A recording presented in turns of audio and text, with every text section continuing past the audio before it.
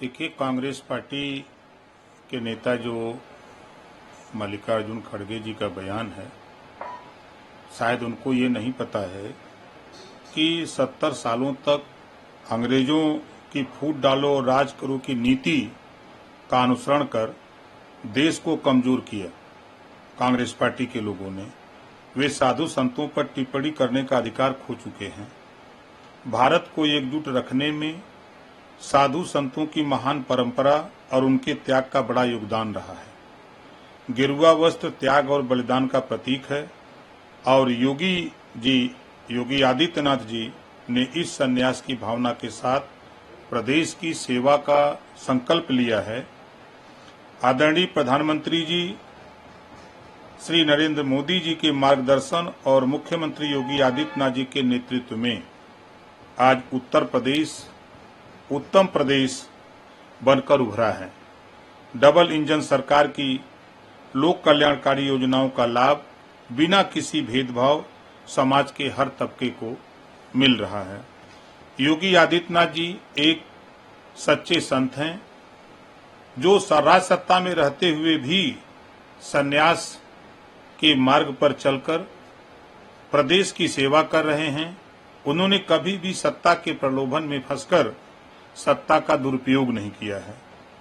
योगी जी लगातार समाज के सभी वर्गों को साथ लाने का प्रयास कर रहे हैं।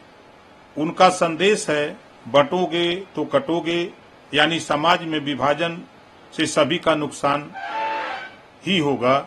कांग्रेस पार्टी के शासन में दंगे होते थे, जन की हानि होती थी, संपत्ति का नुकसान होता था। ये बंटने का कारण था कि दंगे होते थे, चाहे वो समाजवादी पार्टी की सरकार में 815 दंगे हुए, 1300 जन की हानि हो गई।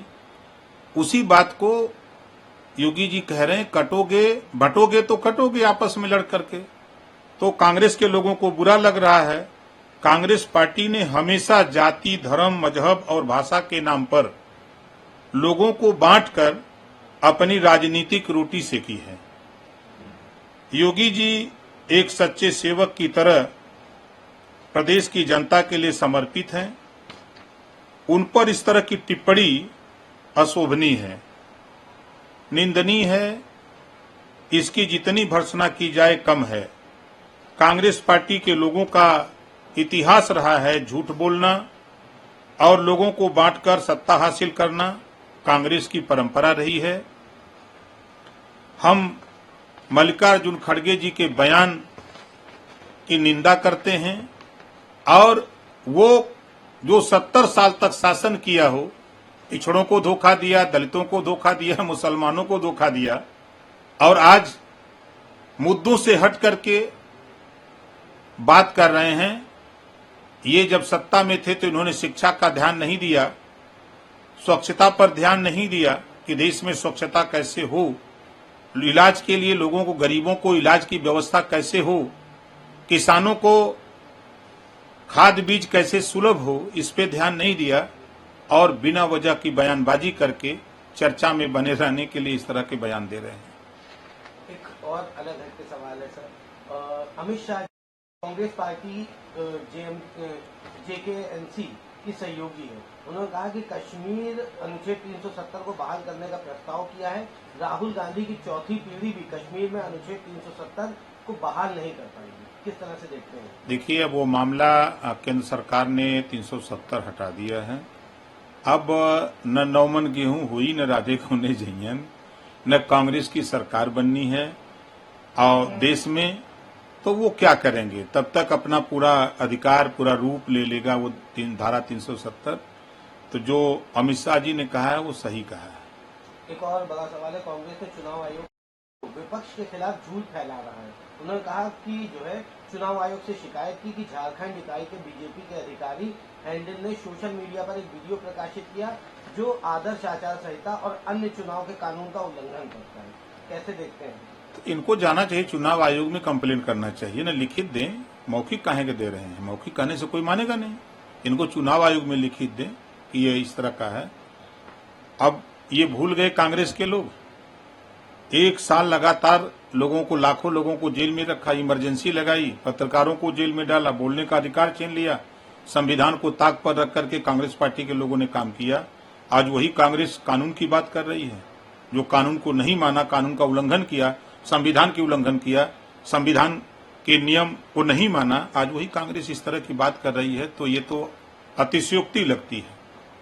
एक और बड़ा अहम सवाल है, एक तरफ जहां उन्होंने ये बात कही कि अगर देश को किसी से खतरा है तो वो आरएसएस और बीजेपी से है।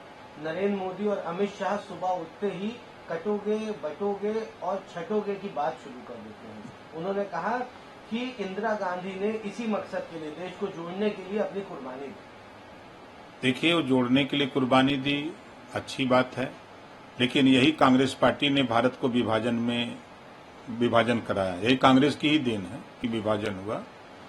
और हमेशा एनडीए सरकार, मोदी जी, हमारे देश के प्रधानमंत्री माननीय नरेंद्र मोदी जी, हमेशा किसानों के हित की बात, नौजवानों के हित की बात, देश के हित की बात, देश की सुरक्षा की बात, रोजगारों को, नौजवानों को रोजगार कैसे मिले, प्रदेश और देश में अमन चैन कैसे रहे। माननीय योगी आदित्यनाथ जी मुख्यमंत्री उत्तर प्रदेश और देश के प्रधानमंत्री माननीय नरेंद्र मोदी जी, देश के गृह मंत्री माननीय अमित शाह जी, ये सब लोग मिलकर के देश को विकास के रास्ते पर ले जा रहे हैं, खुशहाली के रास्ते पर ले जा रहे हैं, अमन चैन के रास्ते पर ले जा रहे हैं। तो ये बात कांग्रेस के लोगों को नहीं पच रही है, क्योंकि कांग्रेस और सपा की सरकारों में हमेशा दंगे होते थे, नफरत का बीज बोया जाता था। अब वो चीज इस एनडीए की सरकार में, मोदी जी की सरकार में, योगी जी की सरकार में वो बात नहीं हो पा रही है। इस नाते कांग्रेस और सपा के लोग बहुत चिंतित हैं। एक आखिरी सवाल रहेगा सर, मुख्यमंत्री योगी आदित्यनाथ ने जो है वो दंगाइयों और अपराधियों का प्रोडक्शन हाउस है, अखिलेश यादव वहां के सीईओ हैं और शिवपाल यादव वहां के ट्रेनर हैं। सही कहा उन्होंने। सपा की जब सरकार थी तो सभी चैनल पे यही चलता था कि गुंडों की सरकार है, माफिया छुट्टा सांड की तरह घूम रहे थे, उन पे कोई अंकुश नहीं था।